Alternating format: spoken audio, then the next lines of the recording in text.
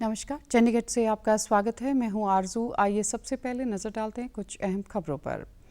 देश में अब तक 6 करोड़ 30 लाख से अधिक लगाए गए हैं कोविड टीके। कल से 45 वर्ष से अधिक उम्र के सभी लोग लगवा सकेंगे टीका।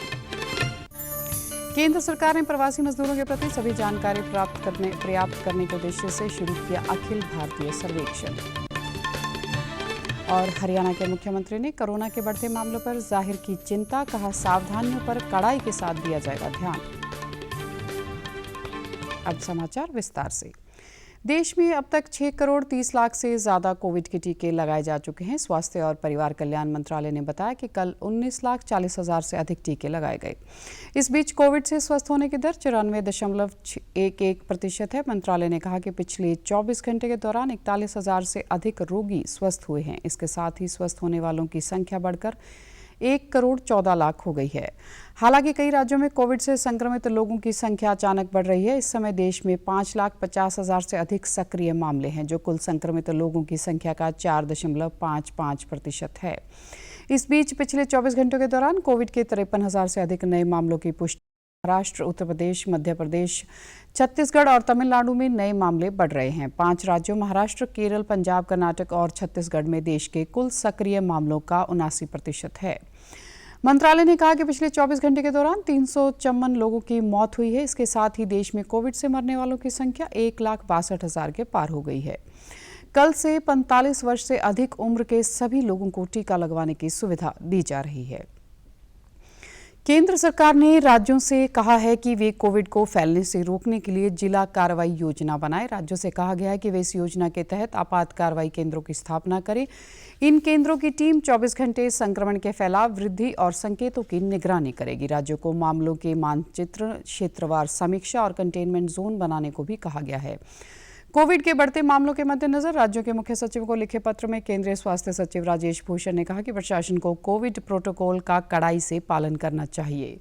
इससे निर्वाचित प्रतिनिधियों और प्रभावशाली स्थानीय हस्तियों की सहायता ली जानी चाहिए। संक्रमण से अधिक मामले वाले सभी जिलों का 100% टीकाकरण सुनिश्चित करने को भी कहा गया है। केंद्र सरकार ने कोविड के बढ़ते मामले वाले राज्यों से कहा है कि वे RT-PCR जांच बढ़ाएं और संक्रमितों को तुरंत एकांतवास करें तथा उनके संपर्क में आने वालों का पता लगाएं। स्वास्थ्य सचिव राजेश भूषण ने नई दिल्ली में संवाददाताओं को बताया कि देश के 10 जिले ऐसे हैं जहां सक्रिय मामलों की संख्या सबसे अधिक है। मंत्रालय ने राज्यों के प्रतिनिधियों से बातचीत की और कहा कि वे जांच पर जोर दें। अधिक आबादी वाले क्षेत्रों में रैपिड एंटीजन टेस्ट करने को भी कहा गया है। स्वास्थ्य सचिव ने बताया कि कोविड वैक्सीन और कोविशील्ड दोनों ही टीके ब्रिटेन और ब्राजील के वायरस से भी बचाव करने में सक्षम है। उन्होंने बताया कि दक्षिण अफ्रीका के वायरस के बारे में काम चल रहा है। इस बीच कल से 45 वर्ष से अधिक आयु के सभी व्यक्ति ये टीका लगवा सकेंगे। टीका लगवाने के लिए कोविन वेबसाइट पर पहले से ही पंजीकरण करवाया जा सकता है।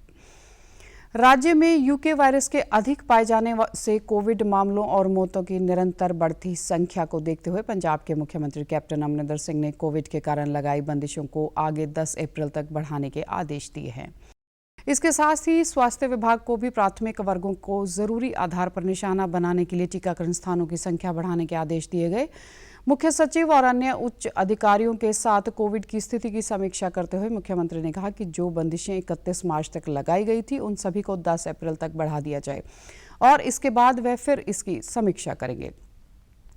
नाभा ओपन जेल में 40 महिलाओं के कोविड पॉजिटिव पाए जाने को देखते हुए मुख्यमंत्री ने कैदियों के लिए भी जेलों में विशेष टीकाकरण मुहिम शुरू करने के आदेश दिए। स्थिति पर गहरी चिंता जाहिर करते हुए कैप्टन अमरिंदर सिंह ने मुख्य सचिव विनी महाजन को टेस्टिंग की संख्या बढ़ाने और भीड़भाड़ वाले इलाकों के साथ व्यस्त मार्केट क्षेत्रों में टीकाकरण शुरू करने के लिए जरूरी निर्देश जारी करने के लिए कहा। मुख्यमंत्री ने कहा कि सभी सरकारी कर्मचारियों और अन्य वर्गों जैसे कि जजों, अध्यापकों आदि जिनको टीकाकरण के लिए कवर करने की विनती की थी को 45 वर्ष की आयु सीमा पार करने पर टीकाकरण की सुविधा देने के लिए कहा। उन्होंने अधिक मामलों वाले जिलों में मौजूदा साधन इकट्ठा करने के आदेश दिए जिससे इस महामारी की रोकथाम के लिए टीकाकरण की प्रक्रिया उचित ढंग से पूरी की जा सके। आज से प्रवासी कामगारों मजदूरों का अखिल भारतीय सर्वेक्षण यानी all India survey of migrants workers की शुरुआत हो गई है। धरातल पर काम करने के लिए सर्वेक्षण की शुरुआत वर्चुअल तौर पर केंद्रीय श्रम और रोजगार मंत्री संतोष कुमार गंगवार ने की। इस अवसर पर संबोधित करते हुए उन्होंने प्रवासी मजदूरों की दरपेश समस्याओं पर चिंता जाहिर की। मंत्री ने कोरोना काल के समय मजदूरों को आने वाली दिक्कतों को याद करते हुए कहा कि यह महत्वपूर्ण है कि किस प्रकार से हम उन लोगों की बेहतरी के लिए काम कर सकते हैं।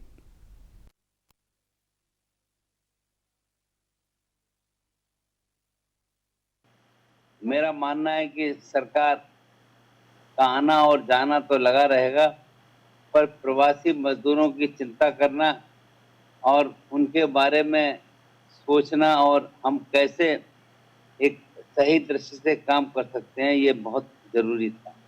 और हम इसके लिए अपनी जिम्मेदारी समझने का काम करें कि हमारी जिम्मेदारी क्या है और हम इन विषम परिस्थितियों की जिसके हम साक्षी बन रहे हैं।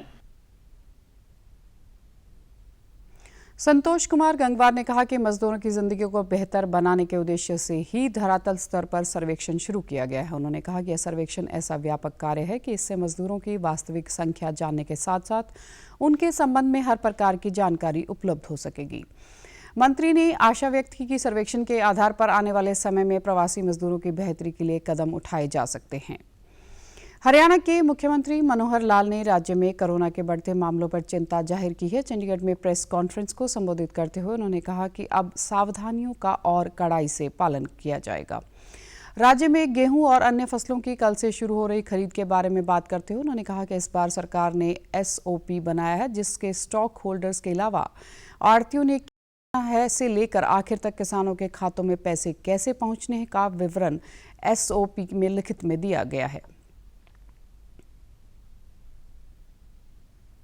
मुख्य रूप से गेहूं की ही प्रोक्योरमेंट इस बार ज़्यादा होगी, क्योंकि पिछले वर्षों में सरसों भी होती थी, लेकिन इस बार सरसों जो कि MSP से मार्केट रेट काफ़ी ऊपर चल रहा है, इसलिए प्राइवेट खरीद ही उसमें हो रही है। सरकारी खरीद उसमें नहीं हो पा रही अभी, लेकिन रेट अगर आएगा ठीक तो सरकारी खरीद करेंगे, अन्यथा जो प्राइवेट खरीद हो रही है उसी में हमारी जितनी आवश्यकताएं होंगी फिर उसी में से हम पूरा करेंगे। मनोहर लाल ने गुड गवर्नेंस की चर्चा करते हुए कहा कि 25 दिसंबर गुड गवर्नेंस डे तक राज्य में बहुत से काम किए जाएंगे। अब तक किए कार्यों का विवरण देते हुए उन्होंने कहा कि राज्य में परिवार पहचान पत्र बनाया जा रहा है, जिससे परिवार की आर्थिक स्थिति और अन्य हालातों को ध्यान में रखते हुए उन्हें केंद्र सरकार या राज्य सरकार से जिस के वे पात्र होंगे वह सुविधा दी जाएंगी। मुख्यमंत्री ने अंत्योदय परिवार उत्थान योजना की शुरुआत करने की घोषणा भी की। हरियाणा में स्कूल में ऑनलाइन शिक्षा को बढ़ावा देने के उद्देश्य से स्मार्ट क्लासरूम बनाने का फैसला किया गया है। चंडीगढ़ में मुख्यमंत्री मनोहर लाल की अध्यक्षता में हुई उच्च स्तरीय खरीद समिति की बैठक में स्मार्ट क्लासरूम बनाने के लिए आवश्यक सामान खरीदने को मंजूरी दी गई। स्मार्ट क्लासरूम बनाने के लिए लगभग 400 करोड़ रुपए के विभिन्न विभागों की वस्तुओं की खरीद को मंजूरी दी गई। स्कूलों के लिए खेल उपकरण की 38 आइटम खरीदने को भी स्वीकृति मिली है। बैठक के बाद मुख्यमंत्री ने कहा कि स्कूलों को वेब आधारित स्मार्ट क्लासरूम में बदलने के लिए उपकरणों की आवश्यकता थी, जिसकी खरीद के लिए मंजूरी दी गई है। स्कूलों में आउटडोर और इंडोर खेलों के लिए लगभग 25 करोड़ रुपए की खेलकूद की वस्तुएं खरीदी जाएंगी। मुख्यमंत्री ने कहा कि इसके अलावा ऊर्जा व सिंचाई विभाग के लिए आवश्यक वस्तुओं की खरीद के लिए भी मंजूरी दी गई है। अब खबरें फटाफट। कोविड के मामले बढ़ने वाले राज्यों से आए दिल्ली हवाई अड्डे पर उतरने वाले यात्रियों की आज से कोविड जांच शुरू। हरियाणा सरकार ने कल से शुरू हो रही फसल की खरीद के लिए मुकम्मल किए सभी प्रबंध। फसल खरीद का भुगतान सीधा किसानों के खाते में किया जाएगा। कोरोना वायरस का खतरा अभी टला नहीं है, इसलिए सभी से निवेदन है कि बाहर जाने के समय मास्क जरूर पहनें, सामाजिक दूरी बनाए रखें और बार बार अपने हाथ साबुन से धोएं और सैनिटाइजर का इस्तेमाल करें। वैश्विक महामारी कोविड-19, जिसका कहर संपूर्ण मानव जाति को अपनी आगोश में ले चुका है। टीका या दवाई उपलब्ध होने तक महामारी के खिलाफ मानवता की जंग जारी है। ऐसे में सबसे जरूरी है सावधानी और बचाव। फेस मास्क कोरोना से रोकथाम का सबसे प्रभावी उपाय साबित हुआ है। विश्व स्वास्थ्य संगठन और विशेषज्ञों की शोध का भी यही निष्कर्ष है कि मास्क से मुंह और नाक को अच्छी तरह ढककर कोरोना संक्रमण को कम किया जा सकता है। कोरोना संक्रमण से बचाव के लिए मास्क पहनने के साथ ही जरूरी है मास्क को सही तरीके से पहनना। बहुत से लोग मास्क से नाक और मुंह को सही तरीके से नहीं ढकते हैं, जिससे संक्रमण का खतरा बना रहता है। बिना मास्क या फेस कवर के घर से बाहर निकलने की अभी कल्पना करना भी सही नहीं है। जुड़िए डीडी न्यूज की खास मुहिम मास्क अप इंडिया के साथ। मास्क पहने और अपने मुंह और नाक को अच्छी तरह ढके। अपने परिवार के सदस्यों और दोस्तों को मास्क पहनने के mask up India. Mask up India. DD news के माध्यम से सबको बताना है, कोरोना को हराना है, मास्क जरूर लगाना है। Mask up India. Mask up India. Mask up India. और आप हमारे समाचार YouTube channel DD news Chandigarh, Facebook DD news Chandigarh और Twitter handle DD news CHD पर भी देख सकते हैं। इसी के साथ चंडीगढ़ से समाचारों का सिलसिला समाप्त होता है। नमस्कार।